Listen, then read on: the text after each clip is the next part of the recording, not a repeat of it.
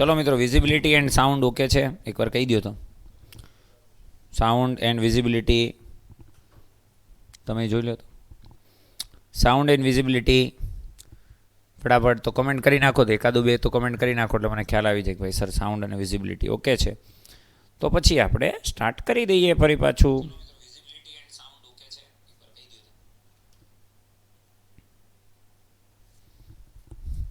Visibility મને જોવાનું છે ભાઈ. વિઝિબિલિટી ઓકે છે ને પાછી? ઓહો, હું જ ઓકે ન હોય એવું લાગે. ચલો, તો વિઝિબિલિટી સાઉન્ડ ઓકે છે બધાનું? ઓકે ચલો મિત્રો, તો ઇલેક્ટ્રોમેગ્નેટિક વેવ્સ આપણું ચેપ્ટર છે, નાનું અને નાજુકડું, અને આમ ગણો તો એટલું બધું તો વધારે એમાંથી કંઈ પૂછાતું નથી. નાનું અમસ્તું ચેપ્ટર છે. ચલો, યસ આવી ગયું છે એટલીસ્ટ. તો વિઝિબિલિટી અને સાઉન્ડ જો તમારું ઓકે હોય તો હવે એની અંદરથી ફોકસ છે હટાવવાનું છે અને ધ્યાન આપવાનું છે અહીંયા, અને એ છે ઇલેક્ટ્રોમેગ્નેટિક વેવ્સ. કોણ છે? Electromagnetic waves.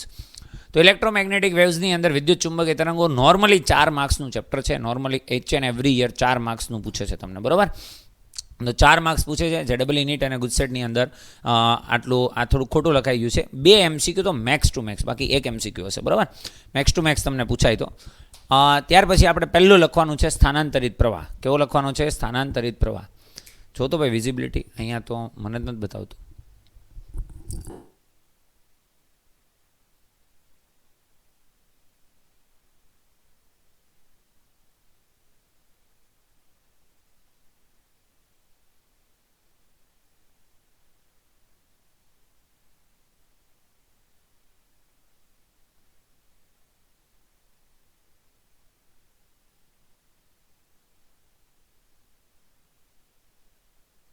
Hello hello hello. ચલો ભાઈ, થોડી ઘણી એકાદી એરર હતી, બરાબર છે, એ આપણે શોર્ટ આઉટ કરી નાખી છે. હવે આઈ થિંક બધાનું બધું દેખાય છે ને? રેડી છે ને બધું? ઓકે ચલો, અહીંયા જ ખાલી છે ને એવું? ઓકે ચલો ઠીક છે. તો પહેલું ટાઇટલ છે આપણી પાસે સ્થાનાંતર પ્રવાહ. કોણ છે? સ્થાનાંતરિત પ્રવાહ. તો સ્થાનાંતરિત પ્રવાહ કોને કહેવાય પહેલાં એ સમજી લો. તો તમને ખબર, જ્યારે તમને આવો પ્રશ્ન થવો જોઈએ સર, જ્યારે કેપેસિટર ચાલતું હતું, કેપેસિટર, તો કેપેસિટરની અંદર તમારી પાસે આ રીતની બેટરી હોય અને આ રીતનું તમે ચાર્જિંગ કરતા હોય. સમજમાં આવ્યું? તો ચાર્જિંગ અથવા ડિસ્ચાર્જિંગ તમે જ્યારે કરતા હોય તો અહીંયાથી પ્રવાહ છે જાય, કેપેસિટરની પ્લેટ ઉપર ધન વિદ્યુતભાર આવે અને અહીંયા કેવો વિદ્યુતભાર આવે? ઋણ વિદ્યુતભાર. અહીંયાથી તમે પ્રવાહ નામ દર્શાવો. તો તમને પ્રશ્ન થવો જોઈએ સર, અહીંયાથી અહીંયા સુધી પ્રવાહ જાય છે તો સમજાય કે ભાઈ અહીંયા તો તમારી પાસે શું છે? તો કે ભાઈ એક વાયર છે, તો વાયરની અંદર આખો પ્રવાહ જાય છે. અહીંયા આ બે વચ્ચે તો કોઈ જગ્યા છે? આ બંને પ્લેટો તો એકબીજાના સંપર્કમાં નથી. તો જો સંપર્કમાં નથી તો અહીંયા કેવી રીતના વિદ્યુત પ્રવાહ વહે? તો અહીંયા જે વચ્ચેના ભાગમાં જે પ્રવાહ વહે એ પ્રવાહને આપણે કહીએ છીએ સ્થાનાંતરિત પ્રવાહ. કેવો પ્રવાહ કહીએ? સ્થાનાંતરિત પ્રવાહ. ઇંગ્લિશમાં કહેવાય ડિસ્પ્લેસમેન્ટ કરંટ. શું કહેવાય? ડિસ્પ્લેસમેન્ટ કરંટ, બરાબર? તો એને આપણે દર્શાવીએ આઈડી વડે. શેના વડે દર્શાવીએ? આઈડી. તો આઈડીનો મતલબ છે ડિસ્પ્લેસમેન્ટ કરંટ. અહીંયા પ્લસથી માઇનસ આ રીતના વિદ્યુત ક્ષેત્ર સેટ થાય અને અહીંયા જે પ્રવાહ વહેતો એને કહેવાય આઈસી. શું કહેવાય? આઈસી. આઈસી એટલે કન્ડક્શન પ્રવાહ, અને આઈડી એટલે આઈડી એટલે ડિસ્પ્લેસમેન્ટ કરંટ, અને આઈસી એટલે કન્ડક્શન કરંટ. કન્ડક્શન કરંટને ગુજરાતીમાં કહેવાય વહન પ્રવાહ. શું કહેવાય? વહન પ્રવાહ.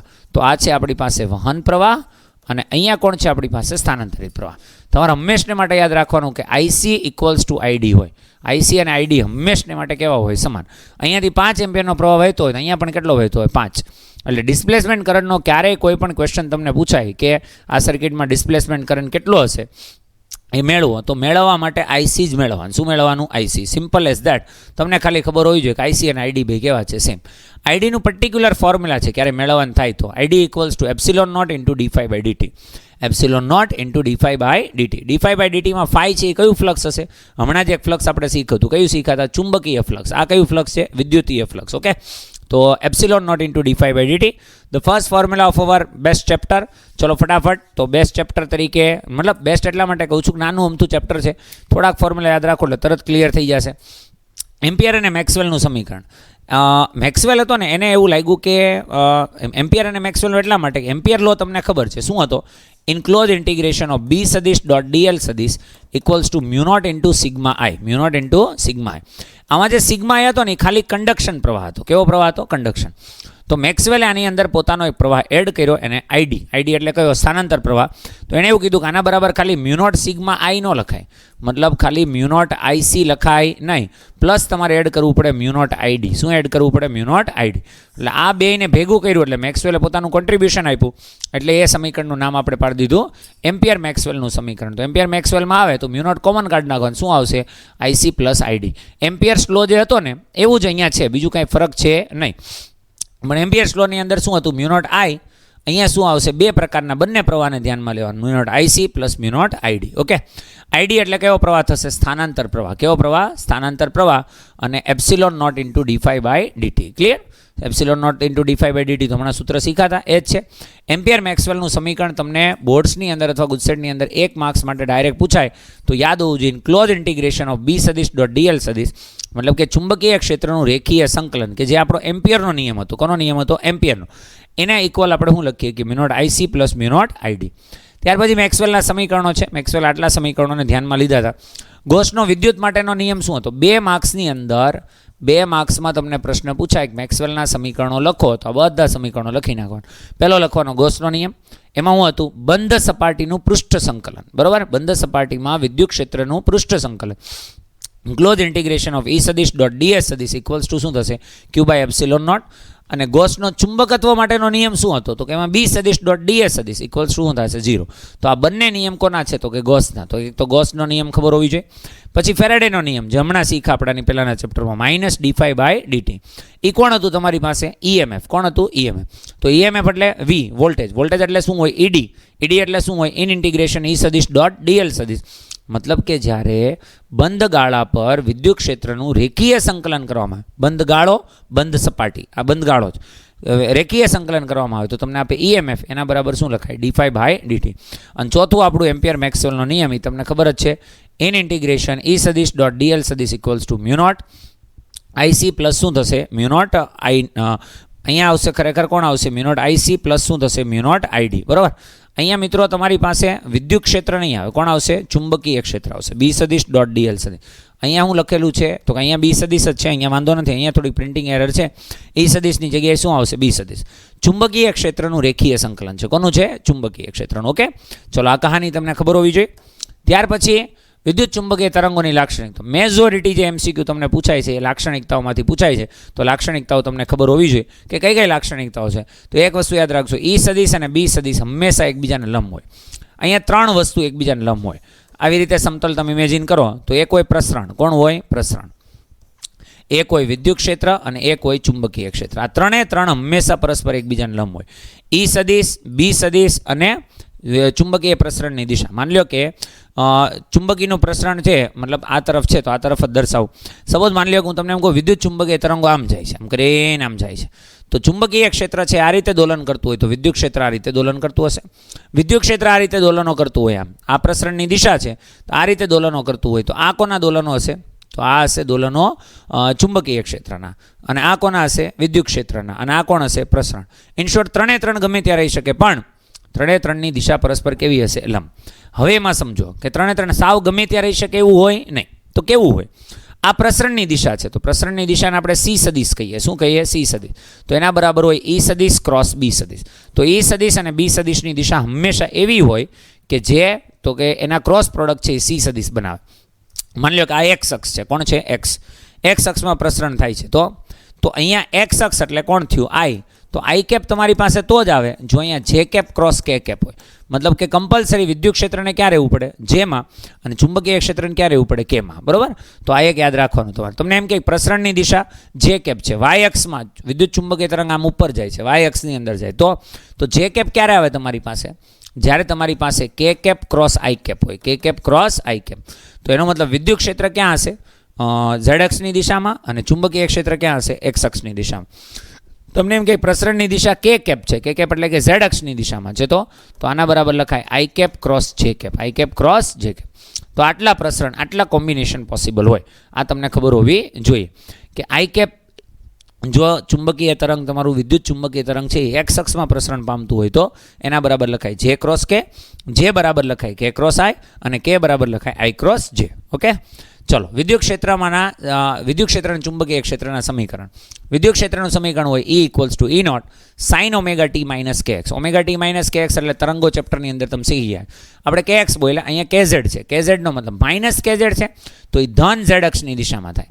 માઇનસ કે એક્સ હોત તો ધન એક્સ અક્ષની દિશામાં, માઇનસ કે વાય લખેલું હોય તો ધન વાય અક્ષની દિશામાં એનું પ્રસરણ થાય. અહીંયા માઇનસ છે એટલે એવું નહીં સમજવાનું કે ઋણ અક્ષમાં છે, અહીંયા માઇનસ છે તો એવું સમજવાનું પ્લસમાં છે. બરાબર. ચુંબકીય ક્ષેત્રનું સમીકરણ B = B naught sine omega T minus K X, આ માઇનસ કે ઝેડ, તો આ ક્યાં હશે? ઝેડ અક્ષની અંદર. ઓમેગાની જગ્યાએ લખી શકો 2πf. કેને કહેવાય? તરંગ પ્રસરણનો અચળાંક. શું કહેવાય? તરંગ પ્રસરણનો અચળાંક. કે માટે નામ યાદ રાખજો, તરંગ પ્રસરણ અચળાંક કહેવાય. લખ્યું છે તરંગ પ્રસરણ અચળાંક અથવા કોણીય તરંગ સંખ્યા અથવા એને કહેવાય તરંગ સદિશ. આ ત્રણ નામ છે કેના: તરંગ સદિશ, કોણીય તરંગ સંખ્યા અથવા તો તરંગ પ્રસરણ અચળાંક. આ ત્રણ નામ આપણને ખબર હોવી જોઈએ. સૂત્ર ખબર હોવી જોઈએ. કે બરાબર શું થશે? 2π/λ. ઓમેગાની જગ્યાએ શું લખી શકો? 2πf. અને કેની જગ્યાએ શું લખી શકો? 2π/λ. ઓકે, ચલો ત્યાર પછી આગળ વધીએ કે તમે આનું સરેરાશ લ્યો. વિદ્યુત ક્ષેત્રનો સરેરાશ એટલે પ્લસ અને માઇનસ બંનેનો સરવાળો. વિદ્યુત ક્ષેત્ર આવું હોય, આમ કરીએ ને આમાં પ્લસ પણ હોય ને માઇનસ.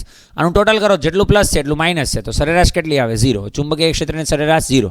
પણ જો આરએમએસ લેવામાં આવે તો આરએમએસ આવે EM/√2 અને BM/√2.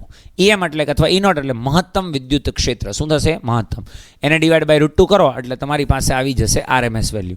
આના બરાબર તમે યાદ રાખી શકો 0.707 E0 અથવા અહીંયા યાદ રાખી શકો 0.707 B0. ઓકે, પછી વિદ્યુત ચુંબકીય તરંગો એ બીની આંતરિક તરંગો છે. પ્રસરણ માટે કોઈ માધ્યમની જરૂર પડતી નથી. લંબગત તરંગો છે. મેં લખ્યું હતું C સદિશ બરાબર, અહીં લખ્યું છે V સદિશ બરાબર E સદિશ ક્રોસ B.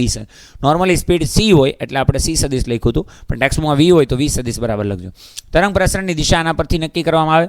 V સદિશ બરાબર શું થશે? E સદિશ ક્રોસ B સદિશ. સંબંધ તમને કે આમની વચ્ચે કેવો સંબંધ હશે તો આ પણ આપણે શીખી ગયા હતા. તમને યાદ હોય તો વેગ પસંદગી કાર કરીને એક થિયરી મેં તમને કરાવી હતી.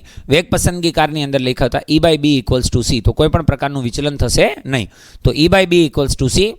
જો આ આરએમએસ લ્યો તો ERMS/B RMS લેવાનું. મહત્તમ લ્યો તો E0/B0 લેવાના. કોઈ પણ ટી સમયનું લ્યો તો ટી સમયનું E/B. તો સૂત્ર બધા સેમ જ છે. E/B = C લખી શકો, ERMS/B RMS = C લખી શકો, અને E0/B0 = C લખી શકો. જ્યાં C બરાબર શું હશે? પ્રકાશની ઝડપ, દેટ ઇઝ 3 × 10⁸ મીટર/સેકન્ડ, મતલબ 3 લાખ કિલોમીટર/સેકન્ડ. એક સેકન્ડમાં પ્રકાશ છે કેટલું ચાલે? 3 લાખ કિલોમીટર. ઓકે, પ્રકાશ માટે જે ઓપ્ટિક્સનું ચેપ્ટર આપણું બાકી છે ત્યારે ચર્ચા કરશું. તરંગની ઝડપ શું હશે? તો તરંગની ઝડપના સૂત્ર છે C બરાબર 1/√μ0 ε0. આ ક્યારે? શૂન્યાવકાશમાં. કોઈ માધ્યમ હોય તો μ × ε લખીએ. μ એટલે માધ્યમની પરમિએબિલિટી અને એપ્સિલોન એટલે માધ્યમની પરમિટિવિટી. બરાબર, આ ખબર પડે છે. શૂન્યાવકાશ હોય તો μ0 ε0 અને માધ્યમ હોય તો μ × ε. હવે μ બરાબર શું લખી શકો? તો તમને ખબર μr = શું હતું તમારી પાસે? μ/μ0. તો μની જગ્યાએ શું લખી શકો?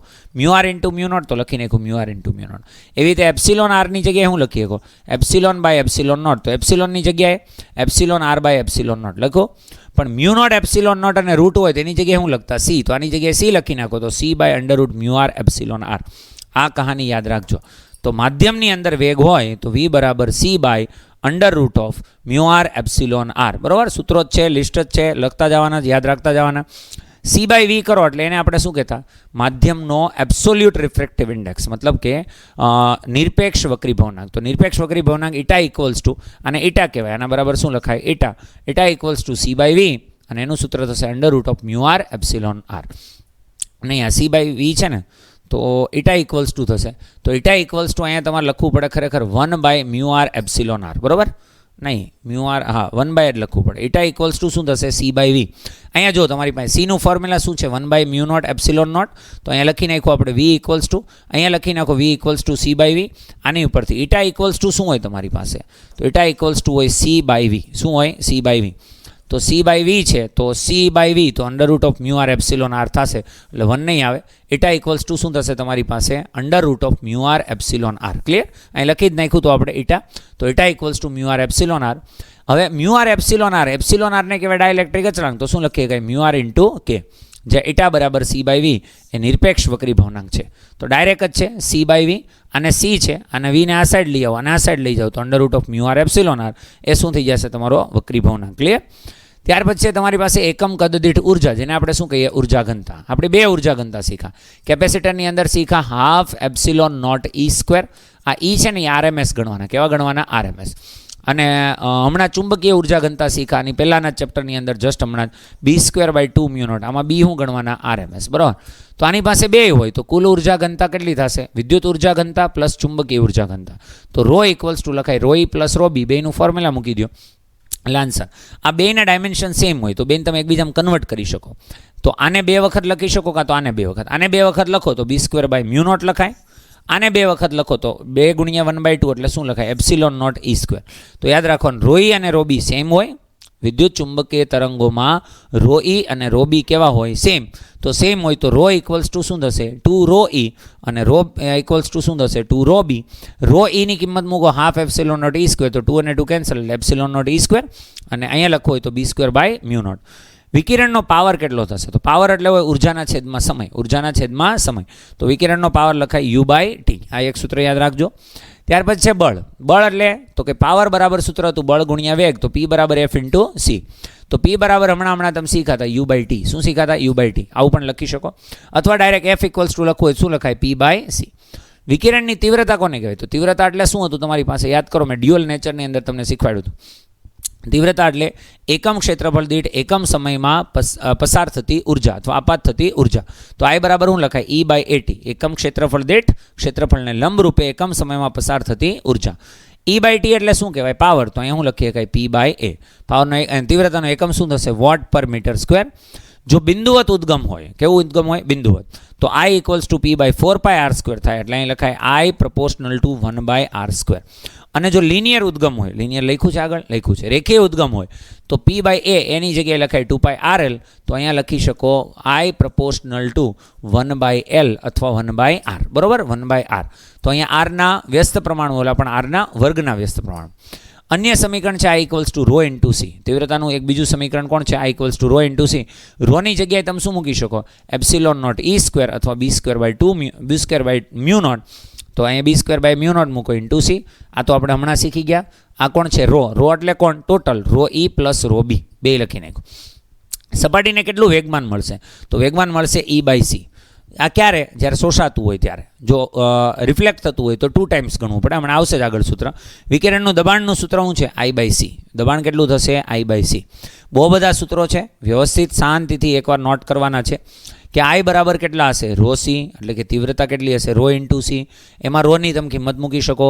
સપાટી ઉપર જ્યારે વિકિરણ આપાત થાય, વિદ્યુત ચુંબકીય તરંગો આપાત થાય તો એને કેટલું વેગમાન મળશે? તો ઈ બાય સી મળશે. વિકિરણનું દબાણ કેટલું હશે? તો કે આઈ બાય સી હશે. વિદ્યુત ચુંબકીય તરંગો છે એમાં કોઈ વિદ્યુતભાર હોતો નથી એટલે વિદ્યુતભાર રહિત હોય. આ એક કહાની તમને ખબર હોવી જોઈએ. સપાટી દ્વારા તરંગોનું સંપૂર્ણ શોષણ થતું હોય તો એફ ઇક્વલ્સ ટુ બળ કેટલું? પી બાય સી. મોમેન્ટમ કેટલું? I by C. અને દબાણ કેટલું? I by C. અને મોમેન્ટમ કેટલું? U by C. બરાબર? ડેલ્ટા પી એટલે વેગમાન, યુ એટલે ઉર્જા, પી ડેશ એટલે શું થશે? દબાણ. પણ જો પરાવર્તન થતું હોય, આ ક્યારે? જ્યારે શોષણ થતું હોય ત્યારે. જો પરાવર્તન થતું હોય તો ડબલ કરી નાખવાના. ડબલ કેવી રીતના કરશો? તો પી બાય સી હતું એની જગ્યાએ 2 P by C, I by C હતું એની જગ્યાએ 2 આઈ બાય સી અને ડેલ્ટા પીની જગ્યાએ હું લખી શકશો 2 યુ બાય સી. ત્યાર પછી તમારી પાસે જુદા જુદા પ્રકારના વિદ્યુત ચુંબકીય તરંગો. જુદા જુદા પ્રકારના વિદ્યુત ચુંબકીય તરંગોની અંદર શું આવશે? તો વિદ્યુત ચુંબકીય તરંગો જે અલગ અલગ પ્રકારના છે એમાં તમારે 2 માર્ક્સની થિયરી લખવાની થાય. મેં ભલે આટલી બધી ડિટેલ આપી, તમારે ખાલી લખવાનું શું થશે? ઉદ્ગમ કયું કયું છે? પહેલું શું લખવાનું થશે? ઉદ્ગમ ક્યાંથી ઉત્પન્ન થાય. બીજું એની રેન્જ ખબર હોવી જોઈએ અને ત્રીજો એનો ઉપયોગ ખબર હોવી જોઈએ. તો અહીંયા તમને લખેલ છે કે ભાઈ રેડિયો તરંગો. તો રેડિયો તરંગોનો તરંગ લંબાઈનો ગાળો કેટલો? તો કે 0.1 મીટર. કેટલો આવશે? 0.1 મીટર. એનું ઉત્પાદન કઈ રીતના થાય? તો કે તમારી પાસે કોઈ એન્ટેના હોય, એરિયલ હોય, એમાં ખૂબ જ ઝડપથી પ્રવેગિત ગતિ કરતા અથવા પ્રતિપ્રવેગ મતલબ એક્સેલરેશન હોવો જોઈએ. શું હોવું જોઈએ? એક્સેલરેશન. જો એ આપી દો તમે વિદ્યુત ભારને તો એ શું ઉત્પન્ન કરશે? રેડિયો તરંગો. માઇક્રોવેવની લિમિટ કેટલી? 0.1 મીટરથી 1 મિલીમીટર. આ કેટલા હતા? 0.1 મીટરથી મોટા. હવે એની કરતાં તરંગ લંબાઈ થોડીક ઓછી, 0.1 મીટરથી 1. ક્યારે? એના દ્વારા ઉત્પન્ન થાય? ક્લિસ્ટ્રોન અથવા મેગ્નેટ્રોન વાલ્વ દ્વારા ઉત્પન્ન થાય. પાર રક્ત તરંગો તો કે આની કરતાં નાના 1 મિલીમીટરથી 700 નેનોમીટર. ક્યારે? અણુ અને પરમાણુના કંપનો થાય તો વાઇબ્રેશન્સ જ્યારે થાય ત્યારે પાર રક્ત તરંગો. પાર રક્તને આપણે ઇંગ્લિશમાં કહેતા ઇન્ફ્રારેડ. શું કહેતા? ઇન્ફ્રારેડ. તો એ રીતે થાય. દ્રશ્ય પ્રકાશની અંદર કોણ આવશે? તો કે દ્રશ્ય પ્રકાશ એટલે વિઝિબલ લાઇટ. આ સૌથી ઇમ્પોર્ટન્ટ પોર્શન છે તમારો. 700 નેનોમીટરથી 400 નેનોમીટર એની તરંગ લંબાઈ હોય. અને એ ક્યારે ઉત્પન્ન થાય? પરમાણુ જ્યારે એક સ્તરમાંથી નીચેના ઉર્જા સ્તરમાં સંક્રાંતિ કરે ત્યારે. યાદ કરો આપણી પાસે લાઇમેન, બામર, પાસ્ટન જે શ્રેણી હતી એમાં આપણે શ્રેણીની અંદર કીધું હતું કે આ કયા પ્રકાશની અંદર આવશે? દ્રશ્ય પ્રકાશની અંદર. બરાબર. તો જ્યારે ઇલેક્ટ્રોન એક ઉર્જા સ્તરમાંથી બીજા ઉર્જા સ્તર. પારજાંબલી કિરણો ક્યારે આવશે? તો પારજાંબલી કિરણો માટે તો કે પરમાણુની અંદરના કવચમાં રહેલા ઇલેક્ટ્રોનની એક ઉર્જા કક્ષામાંથી નીચી ઉર્જા, પણ ઉર્જાનો તફાવત કેવો હોવો જોઈએ? ખૂબ જ વધારે, ત્યારે અલ્ટ્રાવાયોલેટ છે આવશે. એની લિમિટ કેટલી હશે? 400 નેનોમીટરથી 1 નેનોમીટર. એક્સરે ક્યારે આવશે? 1 નેનોમીટરથી -10⁻³ નેનોમીટર. આટલી એક્સ કિરણ યુટ્યુબ અથવા અંદરના કવચના ઇલેક્ટ્રોન. આનું ઉત્પાદન પહેલાં આપણે હતું સિલેબસમાં, હવે છે નહીં, એટલે તમારે ખાલી યાદ રાખવાનું એક્સરે ટ્યુબ દ્વારા ઉત્પન્ન થશે. કેના દ્વારા? X ray tube. અને ત્યાર પછી લાસ્ટની અંદર છે તમારી પાસે ગામા. કોણ છે? ગામા. ગામાનું ઉત્સર્જન ખાલી ન્યુક્લિયસમાંથી થાય. કેમાંથી થાય? ન્યુક્લિયસ. કેટલું હશે? <10⁻³ તો તમે જોતા જાઓ છો તરંગ લંબાઈ ધીમે ધીમે ઘટતી જાય છે. એ જ પ્રમાણે આવૃત્તિ એટલે ફ્રીક્વન્સી શું થતી જાય? વધતી જાય. તમને એમ થાય સર અમને તરંગ લંબાઈ યાદ હોય ને આવૃત્તિ પૂછી હોય તો C = λ × f નું સૂત્ર વાપરવાનું. તો લેમડા તમને ખબર હોવી જોઈએ. C એટલે 3 × 10⁸ તો f બરાબર તમે લખી શકો C/λ. અહીંયાની પરખ છે. પરખ આપણને ક્યાંય પૂછાતી નથી કે કોના દ્વારા. આપણને પૂછાય ઉપયોગ. શું પૂછાય? ઉપયોગ. તો ઉપયોગ બહુ ઇમ્પોર્ટન્ટ વસ્તુ છે, એટલે આની પછી ઉપયોગ લખેલા છે જે 1 માર્ક્સની અંદર એ પૂછાઈ શકે. વિદ્યુત ચુંબકીય તરંગોના ઉપયોગો. રેડિયો તરંગો ક્યાં ઉપયોગ થાય? Amplitude modulated wave, frequency modulated wave. તમને ખબર 92.7 FM એવું તમે બોલતા હોય તો એ બધા FM તરંગો રેડિયો તરંગો છે. ટીવીની ચેનલો જે તમે જોવો છો, ઓલી છત્રી લગાવી ઉપર અમ્બ્રેલા જેવી, ખબર છે ને બધાની અલગ અલગ, એ આ ટીવીના તરંગો. અને સેલ્યુલર ફોન, આ બધા રેડિયો તરંગો. સેલ્યુલર ફોનની અંદર તમે જે 5G સ્પેક્ટ્રમ બોલો છો, 4G સ્પેક્ટ્રમ બોલો, આ બધા રેડિયો તરંગો છે. માઇક્રોવેવની ક્યાં ઉપયોગ થાય? તો કે રડારની અંદર. રડાર એટલે તમને ખબર હોય પ્લેનની આજુબાજુ પોતાની રડાર હોય, હરેક કન્ટ્રીની પોતાની એક રડાર સિસ્ટમ હોય, બરાબર. તો એ બધાની અંદર માઇક્રોવેવ ઉપયોગ થાય. માઇક્રોવેવ ઓવનની અંદર સ્પીડ ગન, સ્પીડ માપવાની જ્યારે હોય. સ્પીડ ગન એટલે કે તમે જોયું હોય ને તો હમણાંથી તો બધા હાઈવે ઉપર ઊભા રહી જાય છે પોલીસવાળા, એક હાથમાં ગન જેવું હોય, તમારી ગાડી તરફ રાખે ને આમ કહીને અમે એક વખત પ્રેસ કરે બટન એટલે તમારી ગાડીની સ્પીડ છે ખબર પડી જાય. ક્રિકેટની અંદર બોલની સ્પીડ છે લખાઈને આવી જાય. બધી સ્પીડ ગન. એમાં કયા તરંગો ઉપયોગ થાય? માઇક્રોવેવ. પાર રક્ત તરંગો ઇન્ફ્રારેડ વેવ્સ હોય તો એ ક્યાં ઉપયોગ થાય? ઇન્ફ્રારેડ બલ્બ્સની અંદર. શારીરિક ઉપચાર. શારીરિક ઉપચારમાં યાદ રાખવાનું ફિઝિયોથેરાપીવાળા કરે. ટીવી રિમોટની અંદર અને વાતાવરણનું તાપમાન જાળવી રાખવામાં આનો ઉપયોગ થાય.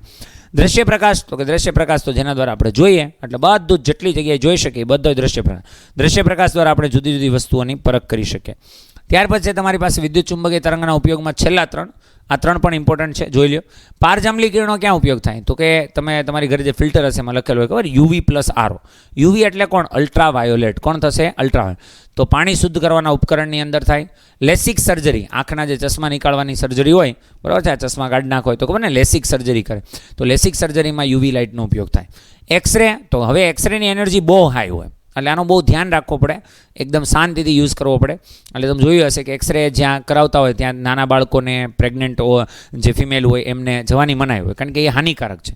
તો એક્સરે ક્યાં ક્યાં ઉપયોગ થાય? કેન્સરના ઉપચારમાં, રોગોના નિદાન માટે, ફ્રેક્ચર ડિટેક્ટ કરવા માટે. ખબર ને હાડકાની અંદર નાની મોટી તિરાડ હોય તો એ તિરાડને ડિટેક્ટ કરવા માટે ફ્રેક્ચરની અંદર આપણે એક્સરેનો છે ઉપયોગ કરીએ.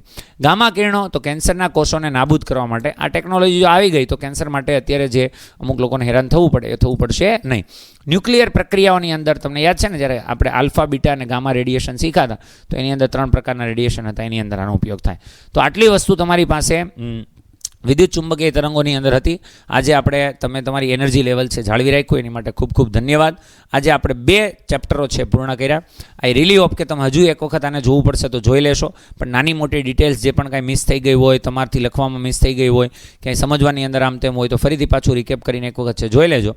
પણ 100% આપી અને આ 2 ચેપ્ટરના ફોર્મ્યુલા ઇનકેસ તમે જે તમારા સર ટીચર બુક લખાયેલું એ બુકને પણ લઈને બેસી જવાનું. એમાં કોઈ ના અહીંયા મેં લખાયું એમાં ના આવ્યું હોય તો એમાં એડ કરી દેવાનું, એમાં હોય પણ મેં ના લખાયું હોય તો આમાં એડ કરી દેવાનું. પણ રિવિઝનના નામે તમારા 6ઠું અને 8મું ચેપ્ટર છે પૂરું કરી દેવાનું. હવે આપણા સિલેબસના 3 મોટા ચેપ્ટરો બાકી છે. આમ તો મોટા તો નથી, નાના જ છે. 7મું ચેપ્ટર તો નાનું છે, 9મું અને 10મું થોડાક મોટા છે. એ તમારા 3 ફેવરિટ ચેપ્ટરો હવે ટૂંક સમયની અંદર આવી જવાના છે. તો ત્યાં સુધી તમે શાંતિથી છે એ રિવિઝન કરતા રહ્યો, મસ્ત ભણતા રહ્યો. આવતીકાલે કેમેસ્ટ્રી હશે, પરમ દિવસે ફરી પાછા આપણે મળશું ન્યૂ ચેપ્ટર સાથે. ત્યાં સુધી તમે બધા શાંતિથી મસ્ત મજાની મહેનત કરતા રહ્યો. અને આપણું જે સ્ટેટમેન્ટ છે, મેં જેમ તમને યાદ રાખવાનું કીધું છે, થોડી ઘણી નેગેટિવિટી આજુબાજુ ક્યાંયથી આવતી હોય તો આવવા દેતા નહીં. ખુદ પર ભરોસો રાખો, ચાલતા રહ્યો. મંજિલ તો આજ નહીં તો કાલે મળશે જ. Okay, thank you so much to be live with us. We will meet you the next day. મતલબ કાલે તો આવવાનું જ છે, કાલે કેમેસ્ટ્રી તો છે જ. ઓકે, તો the day after tomorrow V will meet you again. ત્યાં સુધી તમારું ધ્યાન રાખો. Okay, thank you.